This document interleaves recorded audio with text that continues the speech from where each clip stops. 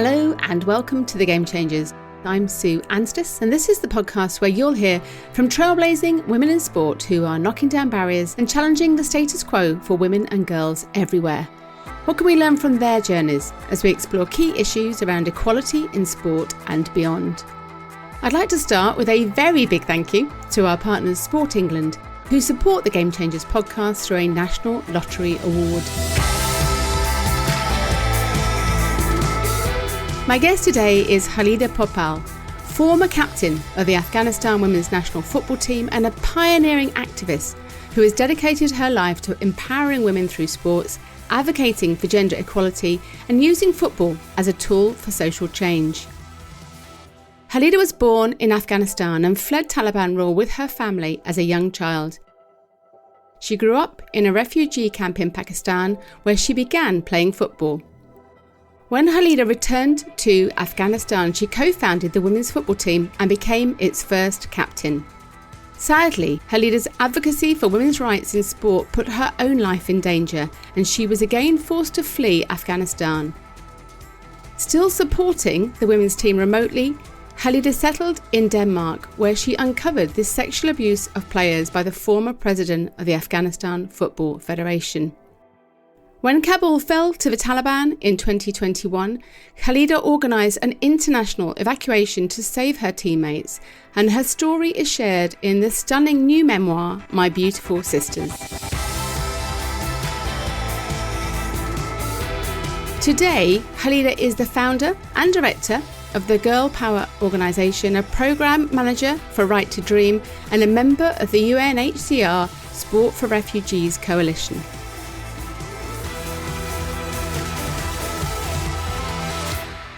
It's a real privilege to talk to you, Khalida. I know I was saying earlier, we've been in many rooms together, but never really sat down and had a proper conversation. So I'm so looking forward to this and kind of digging more into your story, having read your fantastic book. So if I can start with kind of your history and background, you were born in Afghanistan in an incredibly progressive and well-educated, extended family. So your grandfather, I think, was a university professor. Your grandmother was one of the first girls to graduate from school in Kabul. Can you tell us more about family life as you remember it as a very young child? First of all, thank you so much for having me. It's such a privilege and honor. It's one of my favorite podcasts, and I love every episode. And I'm still following when I'm in the car driving. I love to hear that. It's a privilege. I'm so excited about this. Back to the question. I grew up in a male-dominated country, in a war-torn country. I always say that, where war has affected lives of so many people, especially when it comes to women and girls, and it has also affected my life. But I always also call myself as one of the privileged people because I had a family support in that country where patriarchy is dominant, where my father and my grandfather always called themselves as feminists. It was first time I heard from them the term that they used. I am a feminist. So they were minorities with that mindset in the country. We have the responsibility in our life. We have to stand for something bigger than ourselves. Our privilege is our power, and we need to use it for our community, for the people, and to stand up for each other. So that's how I learned growing up from my parents and grandparents. The country was very difficult when it comes to women and girls, where girl-child marriages was very famous and popular. Honor killing was part of the culture in giving birth to girls. People perceived as something bad and taboo, and parents were seen as weak people when they gave birth to a girl child and a boy child. Why do you feel your grandfather and your father had such a different attitude to the other kind of men around you in society? I think it's because of our culture has never been like that, and so it's the war that has affected. And my father and grandfather, they are well-educated people.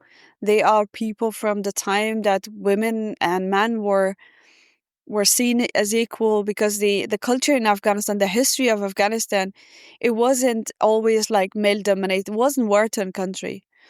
So our core, our foundation, our history was not very different from the Western world. If you see the old pictures of Afghanistan, women and men were contributing and were active in the society, equally active in the society. But unfortunately, war has taken everything from us and has destroyed our culture.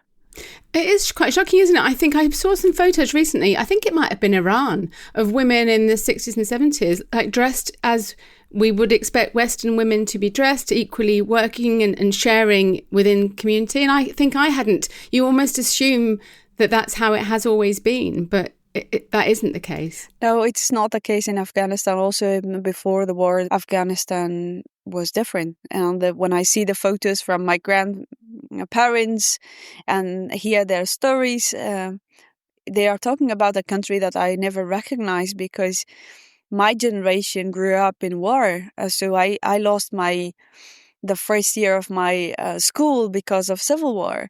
And I still remember how much I was looking forward to start my school. I was counting my days as like young kids who have the new uniform, new school bag, and they're looking so much forward to go to school and start school and have friends. But then there was a delay, 1 year delay in my education, because the civil war happened, and our school was used for internal displaced people. And so we were counting the days that the war will over and we can go to school.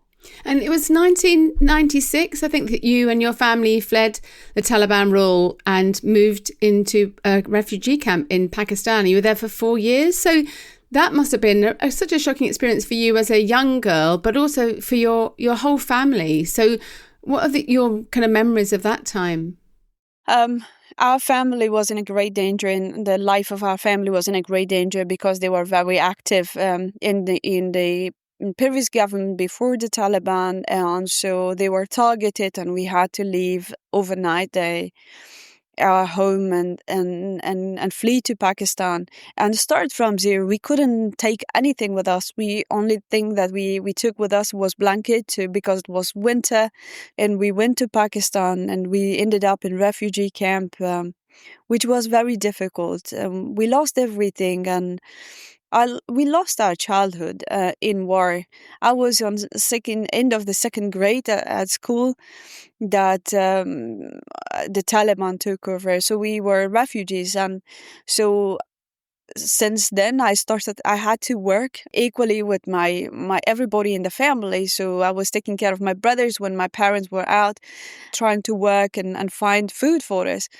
And so, or sometimes I was in the shop with my father and I was working. So I don't remember my time as a child or as a teenager having like a normal teenager life. I don't remember, because that war has taken that away from me, and we had to grow up as an adult. We had to be an adult in a very young age, and take the responsibility. Losing an identity and losing community, losing friends, losing people around you. That is the case of refugees in so many places around the world. And was that where your passion and your interest in football was first sparked, within the refugee camp? Yes, our family was always good supporter of sports, and there was always sport around us. So my mum and dad, I used to grow up seeing them playing badminton with other people. So it was like a social gathering. Was badminton. That was kind of a game that they used to play, or volleyball. So I used to see them, but for me, it was football, because football was one of the first and very popular game in Afghanistan. That's how we used to see street sports. Street football was the main. And when we went to Pakistan, the best thing about football that I love so much is the game for all, like regardless of where you in the society you are, what status you have. It's for everybody. It's the game for poor and rich, and it's just all you need to do is, you don't need a fancy equipment. All you need to do is like put stones as goalposts. That's how we did, and just have something like even a bottle as kind of like a ball, and then you have a team and then you play, and that it becomes competitive. That's how we start using football in the streets in Pakistan, and we found a community. And it wasn't girls playing football; it was only boys, and I was playing with the boys. And when you returned to Afghanistan, the Taliban were no longer in power, but what were the cultural attitudes then to women playing football, playing sport? For 8 years, women were not allowed to get out of their home during the Taliban without accompanied by a male member of the family. They were not allowed to go to school, watch TV, and be without burqa. So they were all from top to toe, they were covered. So when the Taliban lost the power and international allies came to Afghanistan, still there was the fear amongst people that the Taliban return. And you could still feel the kind of the smell of the war and oppression in the society. And 8 years is a long time for a country, a society where the development was stopped. School was stopped. People didn't go to school. And it was all, people were even not allowed to and were punished for watching TV or listening to radios. So it affected the culture. So young girls like myself, when we returned back, we were teenagers. And we grew up in a different culture, which was a little bit open than the Afghan culture. And that's where, for us, it was difficult to be active in the community because we were constantly receiving warnings. We were harassed because of not wearing hijabs and burqas. We were part of that country, but we were not seen as kind of like the women from that country because of our upbringing, because the way we were thinking, and because of our education that we had from being outside Afghanistan. But still, all I wanted to do was to have some, in a kind of in a very negative and tough environment, I wanted to have fun. I wanted to find joy. I wanted to feel belong to a place, and that was football, because that's what I knew from playing in a refugee center, refugee camps, where I felt the freedom. Freedom meaning freedom of thinking, freedom of mentally feeling free, because it's a lot of pressure when you're a refugee, when you're in a country where it's like you're oppressed, and everybody is deciding for you as just based on your gender, how to walk, how to clean, how to do things, how to even talk. As a woman, as a girl child, everybody is deciding and having actually a decision over your life. That's part of the culture. And so for me, football was was creating moments of freedom where I was not thinking about how to kind of like walk, how to run, how to laugh, how to scream, how to yell, and how to lead. And that was the freedom that made me fall in love with the game. And I found my passion because of the freedom I felt through football, and football became my passion. And I was playing with boys, street football again, but this time was different because I was teenager, my body shape changed, and of course there was more pressure from the society. People were noticing me, and so the neighbors were putting so much pressure on my brothers. They were bullying the boys in my team for allowing me to play with them. And I wanted to continue. I didn't want them to win and stop me, but there was a time that I had to find a solution to continue playing football, but not with the boys. It's incredible, isn't it, that you continued on in that way despite all that going on around society and family. What is there, when you think back, why is it that you think you overcame those societal pressures? Because you could easily have just, I'm sure there were many girls that would have stopped at that point. For me, it was, I kept questioning that, why a boy or like my brother can play sport, any sport that they want, and I can't because of being a girl. being a young woman. Why I can't? Why is this the society is deciding for me? It should be my decision as well. That's what I keep saying. If I allow my neighbor to take decision for me, they will continue doing that over all my life, and I'm not a slave, and I'm part of the society. I have equal rights to my brother or the boys in the team. If they take the decision to play and continue playing football, I should have the same rights, and I will not allow the people to decide for me. I will fight for it, and I will fight for my right. And that was in the beginning. It was about me. It was about my right, and I didn't think about the whole picture about the women in the society. It was about my right, and the passion was threatened to be taken away. The freedom that I was feeling. So I continued. One of the funny things that I did was like, giving up is not an option for me, and I never want that option. So I continued finding a team, and I went undercover and I played in a boys' team, pretending that I'm a boy, and only the coach knew. So coach, he was such a fantastic person. He told me that I will allow you until like they recognize and discover that you are a girl. And the minute that they do that, then you will stop coming to my team, because then we will face the challenge. And I went undercover. I wore extra size jerseys. I had the hat on me and then a cup. So I was hiding my hair, and I was playing, and I also pretending that I am a deaf and I can't talk and hear. And so I was playing silent football, which was so difficult for me. I'm so loud. I love to take a lead. I want to show myself, and I want to ask for a ball. But to be able to continue playing football, for a while, I had to be silent, and I play silent football. But it didn't take a long time that some of the boys were curious about who I am, and they start following me. They found out that I'm going to girls' school, and they discovered that I'm a girl.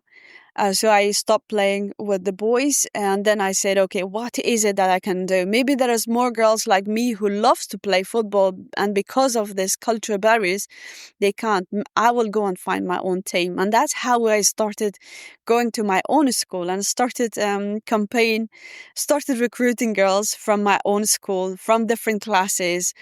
And in here, my mom was my biggest supporter, because she was my PE teacher, and she had access to equipments to the students. I started recruiting girls into football, and for me that time was that, okay, now I have a team. We started from only 2 people, and then it continued having more girls into football. And I wanted the girls to enjoy the freedom that I felt and experienced. I wanted them to experience that. So it was nothing fancy football. It was putting our school bags, having something round, but like a ball.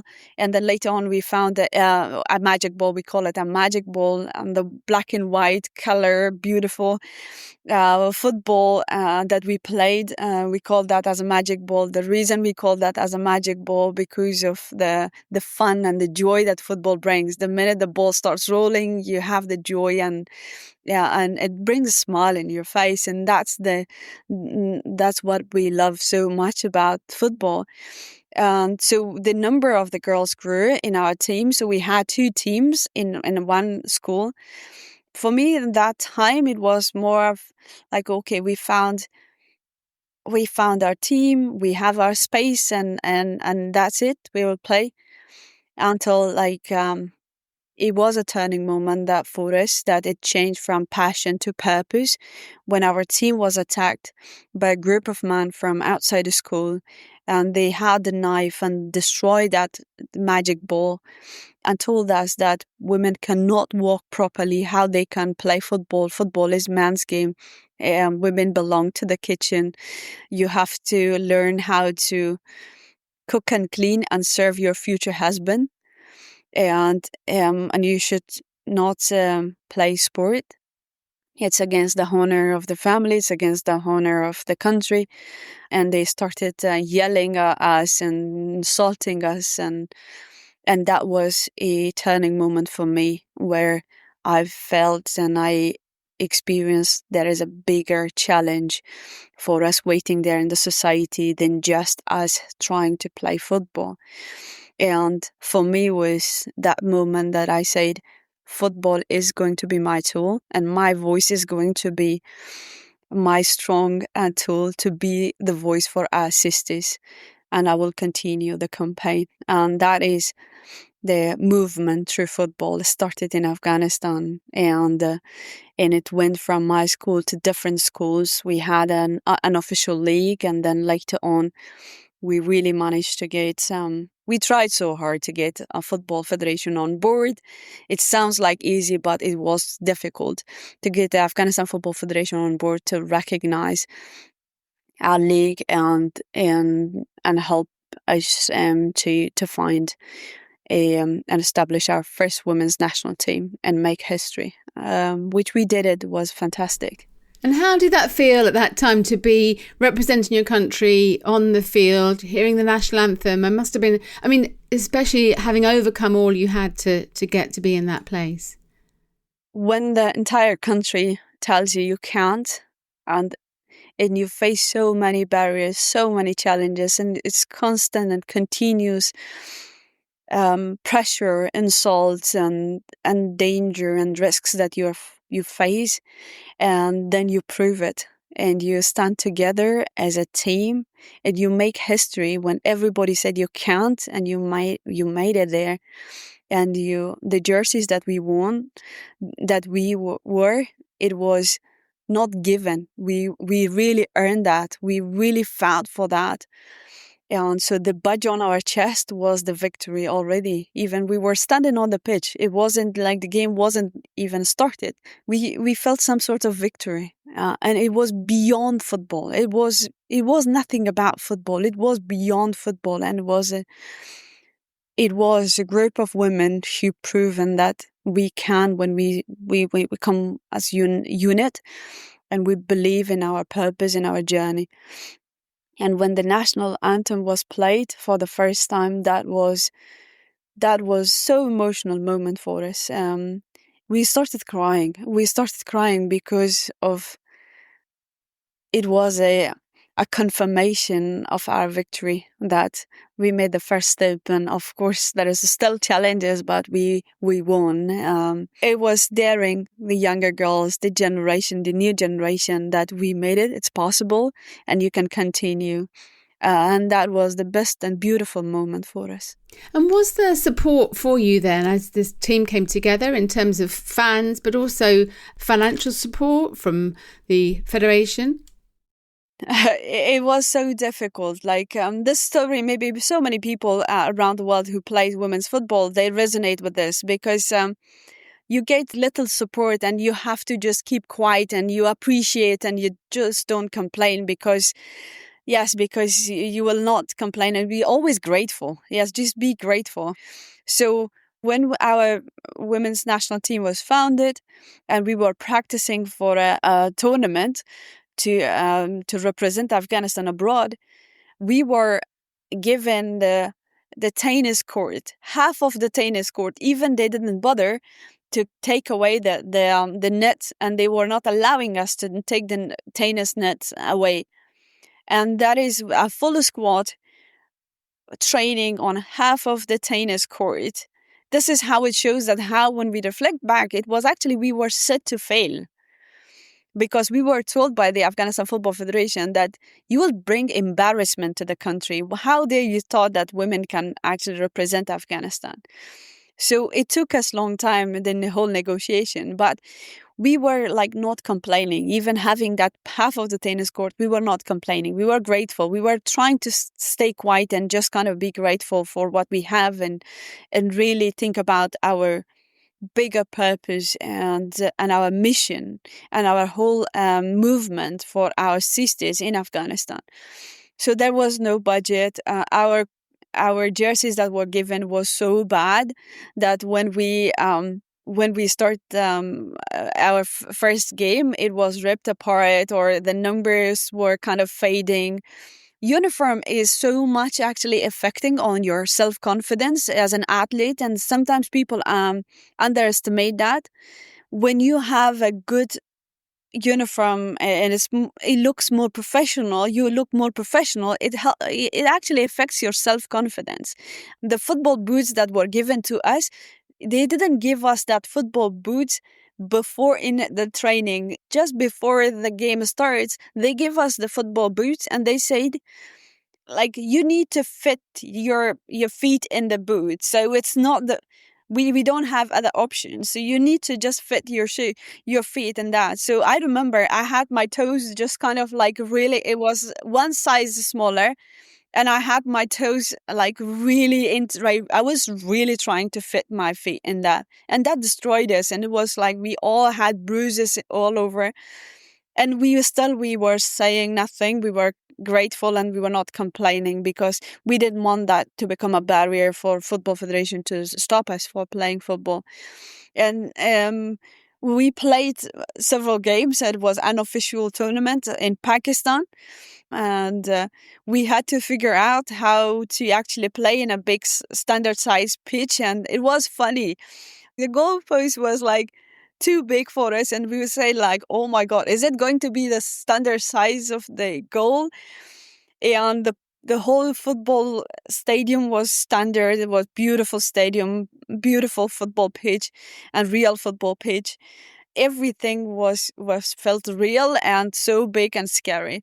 But we as a team had to figure out how to really work together to learn how to play, how to actually run on that football pitch, and how to actually save a goal. It was nothing professional, honestly, nothing professional. We had to figure out, because the coach that was given to us, he was worried for a whole list that his wife and his mother-in-law give him to do shopping from Pakistan.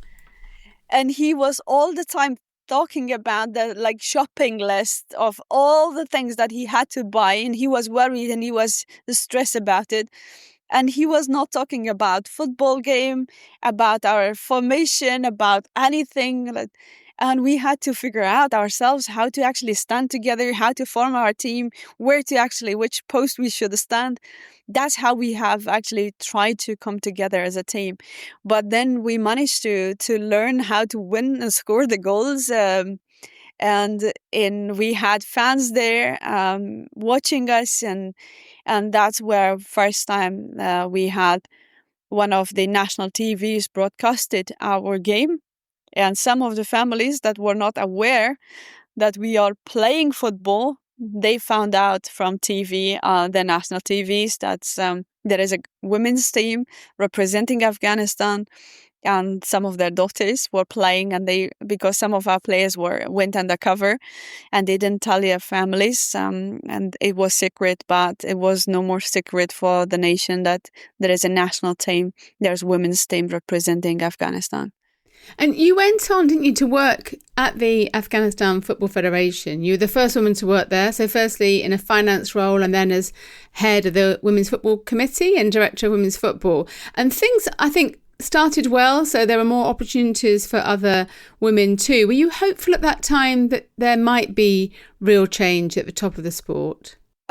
It's funny the way kind of like the whole negotiations happened. Like, my role in Afghanistan Football Federation, but also even the fact that Football Federation got on board recognizing women's football and allowing. So the first negotiation with recognizing our league and allowing us to have a national team was my negotiation with Afghanistan Football Federation. And it wasn't about women empowerment. It doesn't work in the countries like Afghanistan when it's the whole negotiation, the whole conversation when it's about women, inclusion of women. If you go as a feminist activist mindset, you will lose. So you have to figure out the language of how they can actually allow you to get on board, and that was the money.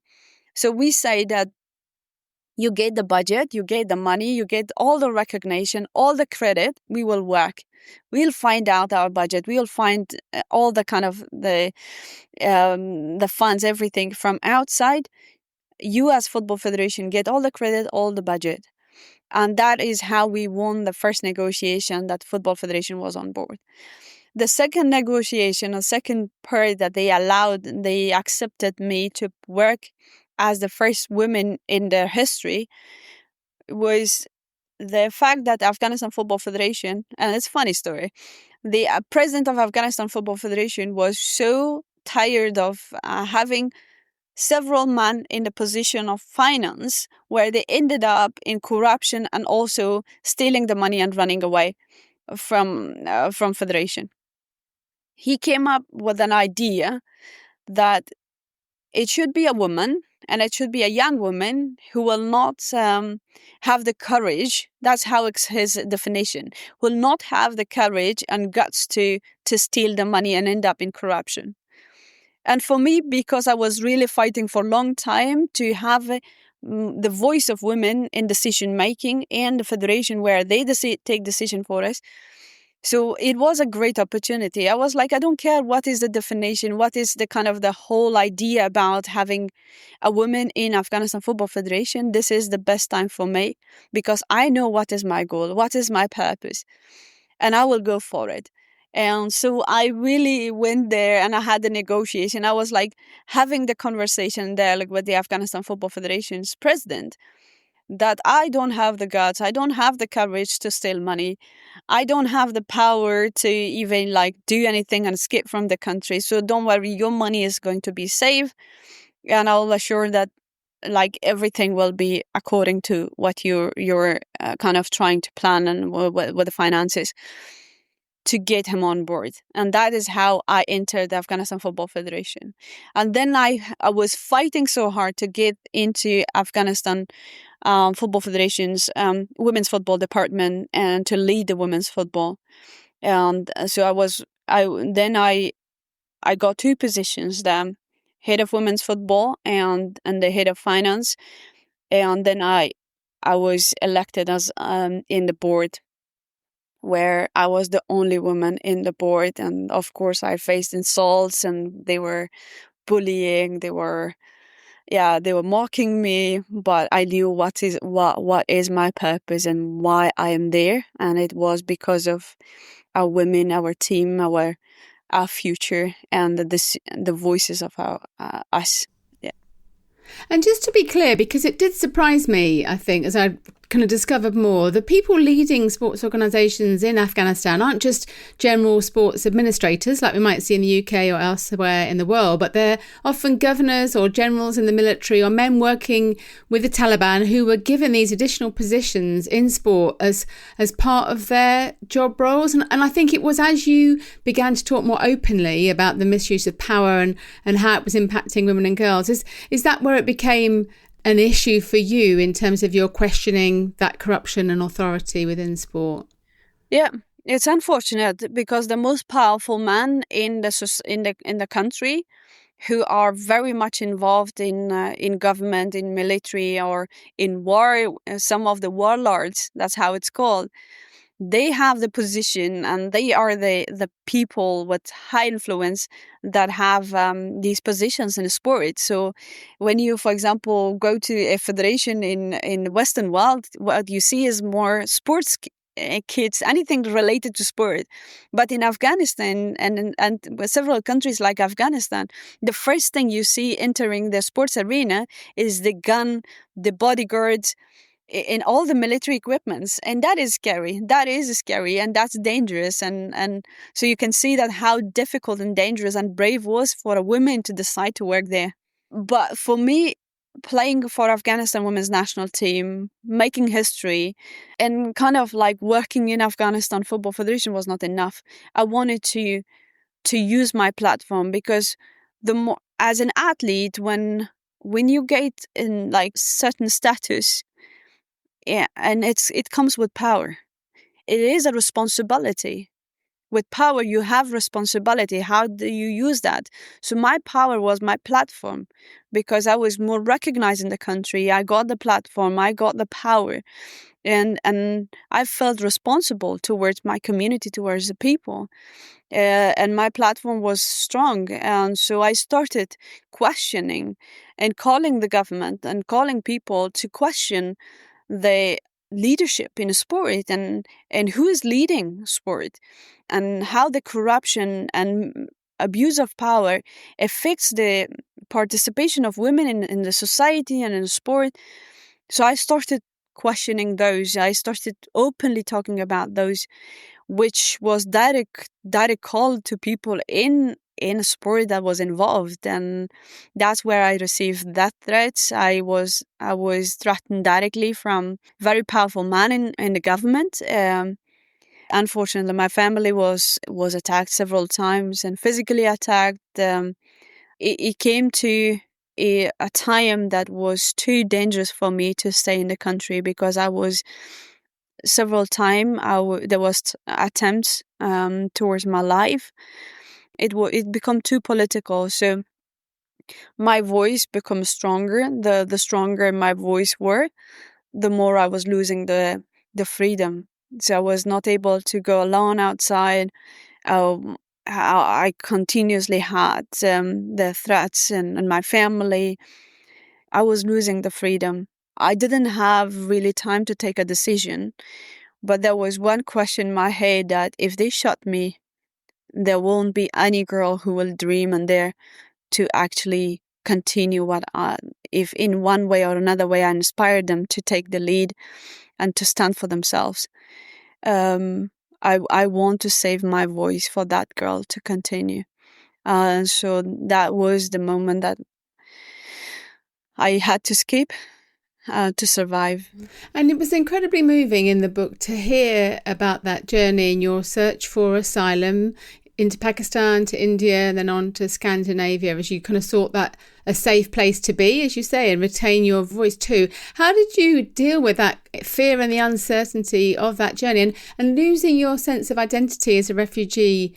It was so difficult. It was never an idea of like the whole movement I started. It was never, my idea was never to leave my country, never leave the people, to seek asylum or go abroad. But that happened, and I didn't even have the time to say goodbye to my loved ones. I left the country to be alive, and it's a natural human act. Kind of like going through a stressful situation, anxiety, living underground. How stressed I was, that I had nightmares. There was time that I couldn't sleep. I had to turn on all the lights to make sure there is not even a dark spot in the room, because I had the nightmares that there is a man standing there trying to shoot me with, or kill me with a knife, or standing with a knife. Those were the things that I had dreaming about, and I stopped. There was a time that I was too scared to fall asleep because of those nightmares. So I was going through that until I ended up in refugee centers in Scandinavia, Norway, and Denmark. Life was so different and difficult. Yes, I had the safety, I had the shelter to live, I had food on the table, which I'm grateful for, and never complain about that. Of course, I had the safety and the shelter to continue life. But as a refugee, as people that you leave your country, your home, you lose the identity. And that is one of the horrible things that happen to human being. You are someone, and all of a sudden you're nobody. And there is an ID card and at the refugee center that they give you with the number, and you're identified by a number, even not your name. And then you're waiting for unknown situation, unknown decision, for someone to take a decision about you, for you, and for your future. And you have to go through a system that re-traumatizing you continuously, because this is the process, and you are investigated. You are kind of sitting as a criminal, and there is an immigration officer or police continuously asking you several questions: why you left your country, what will happen that if you return back. It's kind of re-traumatizing you. And even living in the refugee center, which is close to a military operations, like you see all the war, kind of like it's old compound of military and army. So you're actually living in trauma that they will not allow you to get out. But then also the narrative, it's threatened by some not so well and good responsible medias, right? So it's the politician is fighting, and that's the different thing that I experienced. The politicians to win the vote it's the more weight on immigration, how to make the immigration difficult for people, for immigrants, and that's they become popular just for winning the votes. It's they're writing narratives about our life without even us having the opportunity to actually tell our story from our side of story. And that is also very difficult when you're seeing everything against you. You are escaping from the situation in your country that you didn't want to, and now you're in a country that everything is against, and you have to prove yourself, and there is no time for you to take a pause and reflect what happened to your life, who you lost in. You don't have the time. You have to prove yourself that you're not stealing someone's job, you're not stealing someone's money, you're a good immigrant, you're integrated. And integration is most of the time on us. It's like so much weight that we have to find a way to integrate, and that is, as for a human being, it's too much to go through. And that's what I experienced living as a refugee in refugee centers. But one thing that helped me was football. And how is life in Denmark today? So have you been able to find that community? What helped me was coaching football to women in the refugee centers, because all I knew was they took away everything from me in Afghanistan. But what I didn't lose was my purpose in life. And that is to empower others, to help and support others. And that is my purpose in life. And that helped me and keep me alive and moving and motivated me. So I started coaching in refugee centers women to overcome the stressful situation, the trauma and anxiety and depression that we were going through. When I got permission to stay in Denmark, I founded Girl Power organization, and I started building community of women and girls, especially with a special focus on marginalized community, creating education and sporting opportunity, but also building bridges between two communities, and taking actually the leadership in changing the narrative. For me, the way my mindset works, the way I function in life is that when I see challenge, I think about solution. If we are part of the challenge and we are seen as our community is seen as challenge, it's also a responsibility as a community to find solutions to say that this is also possible, and you can see how we are contributing positively in the society as refugee people. So Girl Power started in Denmark with HQ in Denmark. We started providing activities and connecting women and girls into sport, but also we started creating pathways to job and also sports for women. And also where our main focus was to help women to actually tell their stories and own their narratives. And then expanded to around Europe. And in the UK, we have recently, it's a year now that we are expanded our activities in the UK, in South Yorkshire, providing sporting and education activities for women and girls there. And we have been outside Europe, in Africa and Middle East. And we have been connecting women from around the world. And that's how I expanded my community. Brilliant. Is that the mainstay of activity that you're doing day to day now within the organisation? Yes, it's my full time now focus. And beside that, I'm also working with Right to Dream with one of the programs I'm leading is Purpose Entrepreneurship. It's a social entrepreneurship program. And you've still been connected with the Afghanistan women's team since you left the country. So yeah. You worked with Susie Rack from The Guardian, who was obviously another extraordinary guest on the podcast, to expose the sexual abuse by the former president of the Afghanistan Football Federation, which led to this global impact across the sport. And I know you've been such a very vocal activist around the safety for women there. Do you worry about your own safety now still as you're talking out on these issues? No, I don't want that kind of like to take away from my motivation to do more. I never stopped when I left Afghanistan, never stopped giving back and supporting the women of Afghanistan. I never stopped. Even living in the refugee camp, I continued supporting and continued being in contact with Afghanistan Football Federation, with Afghanistan women's national team and the grassroots football through my organization in Afghanistan. And so one of the major cases in football was against sexual abuse and harassment that was led by the former president of Afghanistan Football Federation. They sent some people outside my door in Denmark to just show their power, to threaten me, to kind of stop me for what I'm doing. I feel safe in Denmark. I don't want to think about my life being taken away. And I remember from what Kaylee Lindsay, one of the greatest people and one of the greatest leaders that I admire so much and I see as my role model, what she said, that someone has to take the bullet, and that's the extreme way I'm saying it.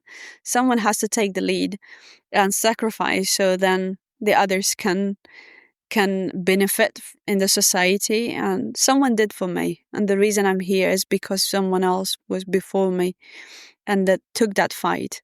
And I'm grateful for all those amazing women and girls and men who believed in the equity and equality, who really fought hard. And the reason I'm here, because of them. I'm not the first one, and I'm not going to be the last one. It's because of all those women, amazing women that I admire. And they opened the doors of opportunity. They told us this is possible. And because of them, I'm here.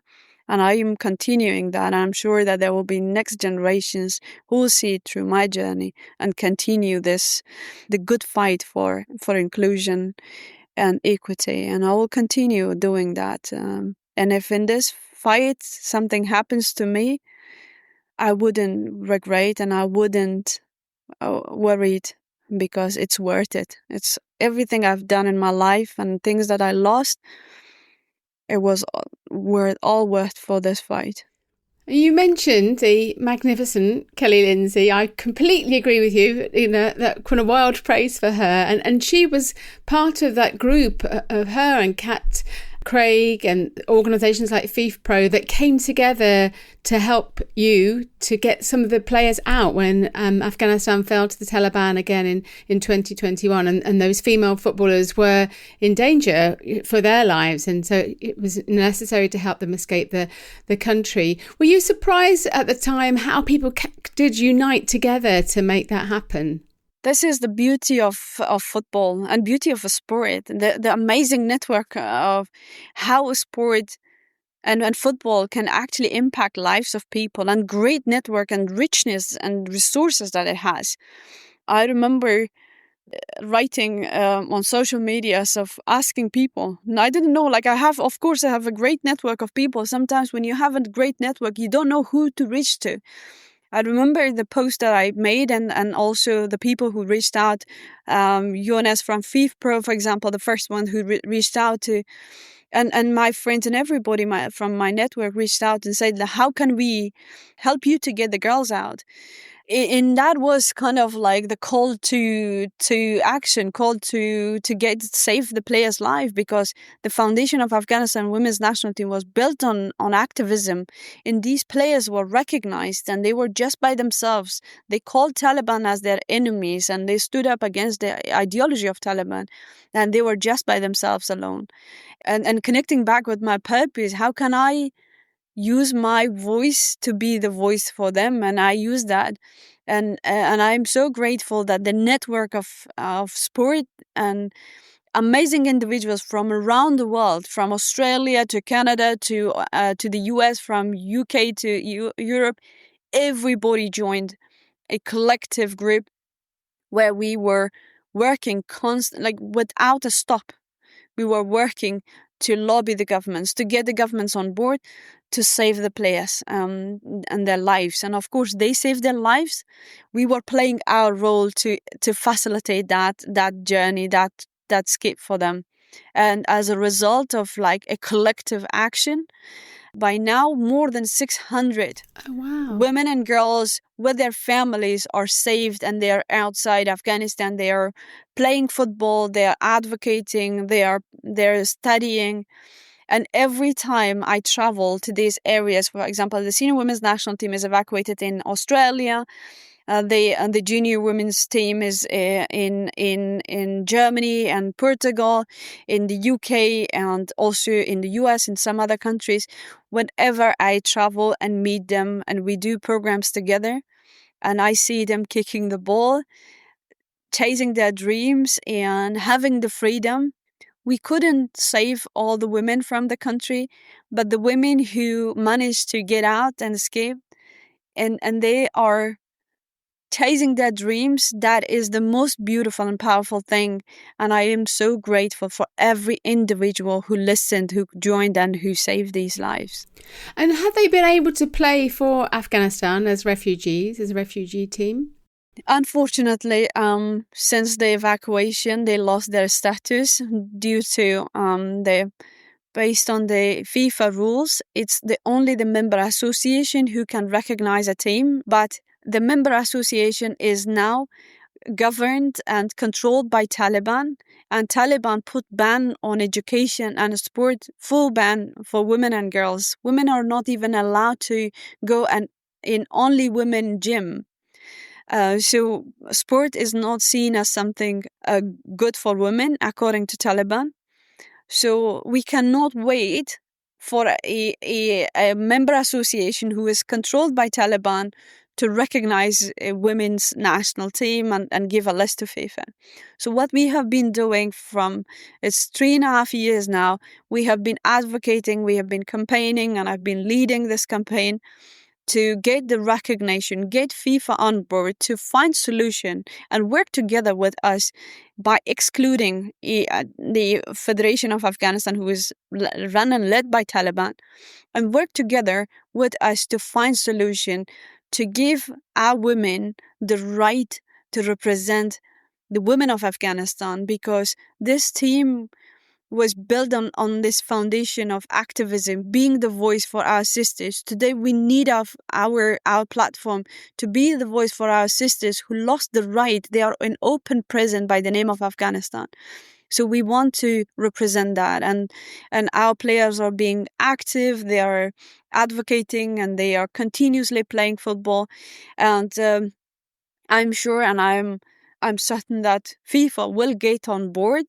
And I'm hoping that Sarai Bahman, who is head of women's football, who know the struggle of women, who will get on board and who will work together with us to find solution where our women can represent the women of Afghanistan. And we've seen the same in cricket as well at the moment, haven't we? With the women that left Afghanistan, the cricketers who are not able to play for the country, still not recognised because the ICC don't allow it. And I anyway, it just frustrates me. I guess as an outsider watching it happen, it seems like nothing is changing. It's not changing fast enough. But is it around the power imbalance? Is it around funding? Why do you think these things that feel like it's such an obvious distribution of funding? Because in some cases, the money is still going into the Football Federation for the female team, but it's not reaching anybody. It's not being utilised. Yeah, there is no confirmation where is actually the fund is going. And it's actually any fund gone to for the women, because 2021, since then, the women's football department is dismissed. So we don't have any confirmation yet if there is any fund went there, because that is also a question. The other thing is that there is a violation of human right in sport. It's a gender discrimination. It's a black and white gender discrimination in a sport. And that's where we need governing bodies of sport to take a stand and stand by their own status, because that is what their status say, right? So, and they haven't been active and fast enough to react to that. And I understand the complex situation of Afghanistan. We are not actually, especially in regards to our football team, they're not actually advocating to remove the men's team. What we want to say is, it's your problem. If you want to kind of stop men's football, it's your problem. What we want is to find solution for us, that we have the right to represent, because the whole movement started by women, for women, in Afghanistan, we sacrificed our lives. We have lost so many lives in our families, in our team, to gain that platform. It shouldn't be shut down by a group of men who thinks that women belong to the kitchen and women should be servant. We want the sport governing bodies to stand there and show the leadership and say women belong to everywhere. That's what we have been advocating. That's what we have been pushing, and I will not give up. I'll continue pushing the governing bodies of sport to stand by their own status and to take decision to show where they're standing. Are they standing by being silent, supporting Taliban, or they are standing with the women who wants to take the lead, who have sacrificed so much?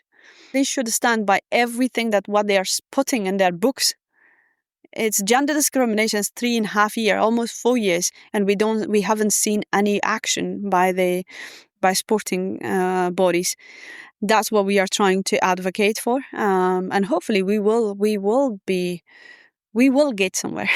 And it's hard to comprehend, isn't it, what's happening to women in Afghanistan right now in terms of their being completely removed from society, in terms they can't study or work or be heard in any way. I mean, it's heartbreaking from people that aren't even in the country, don't have a history with the country, but it must be so heartbreaking for you, especially after all you've done in the last 20 years. So how do you manage to retain that hope for the future? Because clearly you have that in talking to you. You do have that. But how do you maintain that? It is, I just being honest, it is tough. It is difficult. It's tiring. This is not my full-time job. I don't get for my bills to be paid.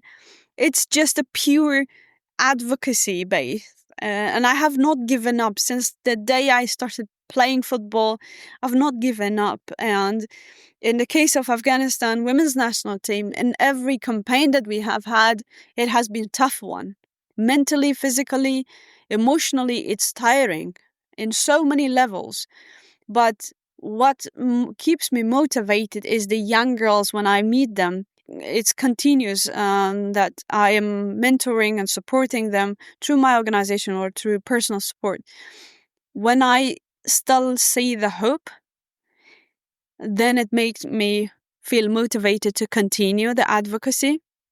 But at the same time, there are so many girls in Afghanistan. I am continuously receiving messages from young girls in Afghanistan to help them, to find a way to get them out of that prison. And it's tiring. It's so tough one. So what we are trying to do as women of Afghanistan from outside is to show them that we have not given up on you. Do not lose hope. We are trying to kind of use any opportunity we have to tell them that we are there, we see you, we hear you, we are here, your voices. And we feel responsible because the world has forgotten about Afghanistan. It's kind of like yesterday's news. The world moved on to so many other conflicts. But we continuously supporting the women of Afghanistan to not give up. We are the voices. We are using our platform is football. We are using football to continue that advocacy. But at the same time, we are trying to also tell the sporting world, and in our case, football, that what is happening in the world is crazy. The conflicts and after conflicts, the climate changes will have so many challenges. And it's unfortunate, but this is real. It will come more challenges. Where is the solution? Are they prepared or not? Why take 4 years, 5 years for them to take a decision? They need to act fast. Afghanistan is one of the example. And it was the example back then in 2018 when we started the sexual abuse case. There was no system in place to actually find solutions for the victims and survivors of sexual abuse. And now it has changed. Of course, there are more people that got involved. The policies change, the systems change. But they need to act because they have power, they have resources. And finally, what can we all do to help support those ongoing efforts to empower women in Afghanistan through sport? And you've talked so eloquently about the power of sport, but what would your call be for us to do? Help us to push the governing bodies of sport to recognize the teams, the women who had the title, who had the status, and they want to take the lead. All we need is to get the platform. we are the messengers, the voices. All we need the support of the people around in a sport to help us to gain that platform again, that recognition again, and meaningful recognition. Not allow any group like Taliban to say that women belongs to service or to the kitchen.